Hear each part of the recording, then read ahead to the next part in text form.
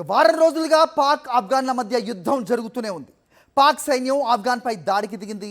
ఇందుకు ప్రతిగా తాలిబన్లు కూడా దాడులు చేస్తున్నారు. సరిహద్దుల్లో ఇరు దేశాలు కొట్టుకుంటున్నాయి. ఈ నేపథ్యంలో బుధవారం పాక్ ఆఫ్ఘన్ సరిహద్దుల్లో మరోసారి ఉద్రిక్తతలు బగ్గుమన్నాయి. ఈ ఘర్షణలో దాదాపు 40 మంది తాలిబన్లను హతమార్చినట్లు పాక్ ఆర్మీ చెబుతోంది.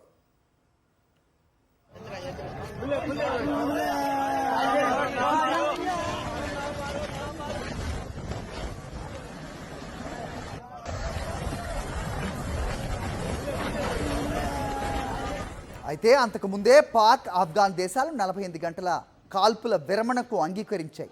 తాలిబన్లు కోరితే తాము ఈ ఒప్పందానికి వచ్చామని పాక్, ఆ దేశం అడిగితేనే తాము ఒప్పుకున్నామని రెండు దేశాలు చెప్పుకున్నాయి. అంతా చేస్తే అది కూడా కేవలం నోటి మాట కిందే ఉండిపోయింది. కాల్పుల విరమణ తర్వాత కూడా పాక్ ఆఫ్ఘన్లు ఘర్షణ పడ్డాయి.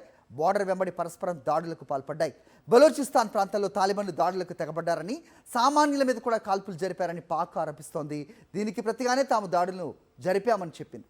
ఈ ఘర్షణలో నిషేధిత టీటీపీ కూడా దాని ప్రమేయం కూడా ఉన్నట్టుగా అనుమానాలు వ్యక్తం చేసింది.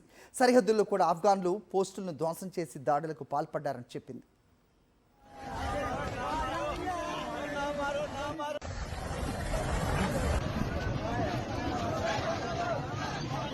ఇక ఆఫ్ఘన్ వర్గాలు ఈ దాడిలో ఉగ్రవాదులతో పాటుగా సామాన్య పౌరులు కూడా మరణించినట్లు, ఇది తమ సార్వభౌమాధికారాన్ని ఉల్లంఘించటమేనని తీవ్రంగా ఖండించాయి. ఆఫ్ఘన్ గడ్డ నుంచి తమ దేశంపై జరుగుతున్న దాడులను ఇకపై సహించబోమని పాక్ రక్షణ మంత్రి ఆసిఫ్ హెచ్చరించిన కొద్ది గంటల్లోనే ఈ దాడులు జరిగాయి. ఈ నేపథ్యంలో రెండు దేశాల సైన్యాలు సరిహద్దుల్లో ఒకరి పోస్టులపై మరొకరు దాడులు చేసుకోవడంతో పరిస్థితి చేయి దాటే ప్రమాదం ఏర్పడింది.